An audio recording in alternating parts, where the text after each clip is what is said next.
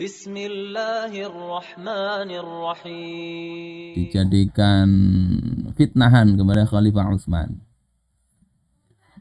Dari Ibnu Sirin bahasanya Rasulullah berkata kepada Abu Dzar, "Idza ra'aital bina'a qad balagha sal'an, fakhruj minal Madinah." Kalau engkau melihat bangunan itu sudah sampai ke Sal'an. Sal'an ini nama bukit di kawasan Pasar Lama Madinah. Maka keluarlah engkau dari Madinah. Ini perintah Rasul juga kepada Abu Dzar. Artinya apa? Abu Dzar ini kan dari Bani Ghifar, suku yang hidupnya ini apa ya? Hidup model udik atau di kampung betul. Sehingga nggak cocok Abu Dzar ini tinggal di kota sebetulnya. Kalau sudah Madinah ini berkembang sehingga perumahan itu sampai di Bukit Sal'an, ini kondisi yang menunjukkan sudah jadi kota besar. Kota besar. Rasulullah seolah-olah ingin menunjukkan Abu Dzar nggak cocok tinggal di situ. Sehingga keluarlah engkau dari Madinah. Kemudian beliau mengarahkan arah ke Syam. Wala ara umara'aka yada'uka wa ra'yaka. Dan aku tidak memandang pemimpin engkau itu akan meninggalkan engkau dan pendapat engkau. Maka Abu Dzar katakan, "Ya Rasulullah, afala adau sayfi ala atiqi?" Tidakkah kuletakkan pedangku ke pundakku saja? Wa adribu bihi man hala baini wa baina amrik. Dan kemudian akan kupukul, kuserang orang yang menghalangi aku dengan perintah, ya, antara aku dengan perintah engkau wahai Rasulullah. Maka Rasulullah katakan, "La, walakin in umira alaika abdun habasyiyun mujadda." Tidak, jangan. Akan tetapi walaupun engkau itu dipimpin oleh budak Habsyah, budak Habsyi mujadda yang cacat, ya, cacat hidungnya, artinya memang nggak piawai, nggak bagus lah. Fasma' lahu wa ati, dengarkan dan taatilah. Maka ketika sampai bangunan itu ke Sal'an, ya, maka Abu Dzar ini berangkat menuju Syam. Jadi ini ketaatan Abu Dzar luar biasa ya. Beliau itu pindah ke arah Syam. Gara-gara mengikuti sabdanya Nabi tadi.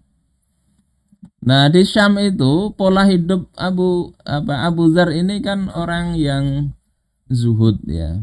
Beliau bermasalah dengan Muawiyah. Dalam hal apa? Dalam hal beliau ini banyak melihat kalangan fakir yang masih miskin, sementara harta negara itu banyak. Beliau menasihati Muawiyah hendaknya seperti Abu Bakar dan Umar dulu, yang harta itu nggak boleh tersisa di dalam kas negara. Jadi itu dianggap nggak benar itu. Terus individu kaum muslimin itu nggak boleh nyimpen harta. Pakai ayat yang walladzina yaknizuna dzahaba wal fiddah. Orang-orang yang menimbun emas dan perak, wala yunfiqunaha fi sabilillah, tidak menafkahkannya di jalan Allah, fabasyirhum bi'adzabin alim. Ya, beritahu mereka dengan azab yang sangat pedih.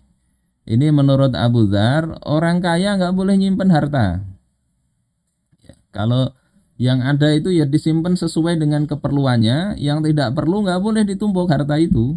Harusnya digunakan untuk fisabilillah. Nah, ini yang kemudian beda faham antar para sahabat. Abu Dzar kekeh dengan pendapatnya itu. Maka Muawiyah ini mengadu kepada Utsman, ya, bahwasanya Abu Dzar ini yufsitu alaihin nas, bikin rusak urusan manusia. Jadi akhirnya kan terpecah.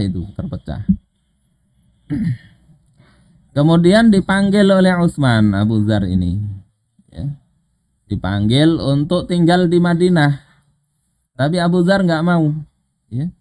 Apalagi ingat Rasulullah tadi menyuruh sudah kalau bangunan itu sudah sampai ke Sal'a, Sudahlah engkau keluar dari Madinah.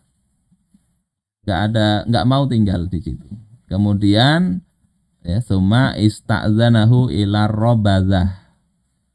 Kemudian Abu Dzar minta izin untuk pergi ke Rabazah saja. Fa'adzina lahu, dan diizinkan oleh Sayyidina Utsman bin Affan. Ini yang kadang dipelintir oleh kalangan tertentu yang nggak senang sahabat. Nah itu loh, Utsman zalim, dia mengucilkan Abu Dzar. Istilahnya apa sekarang itu? Membuang. Jadi Abu Dzar dibuang, dikucilkan di Rabazah. Ceritanya begitu. Jadi luar biasanya Utsman dikatakan zalim.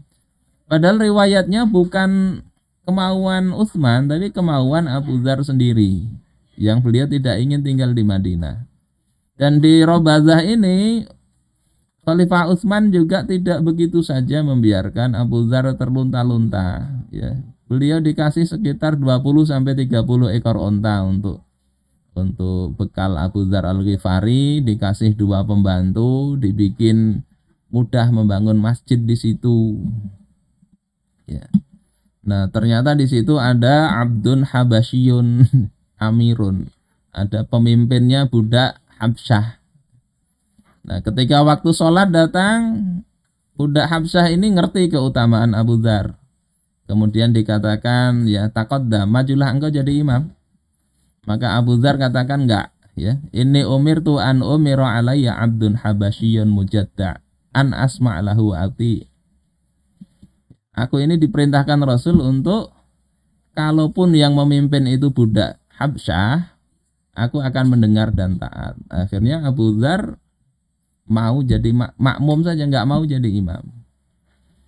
Ini riwayat terkait Abu Dzar. Kadang banyak cerita-cerita nggak karu-karuan yang mencela Sayyidina Utsman terkait Abu Dzar ini. Ini mungkin beberapa poin yang kita bahas pada kali ini. Poin terakhir ini adalah intinya kalau kita melihat sesuatu yang kira-kira kurang baik bagi peserta didik kita, baiknya kita larang. Kasih penjelasan tadi, kasih alasan, jangan sekedar melarang.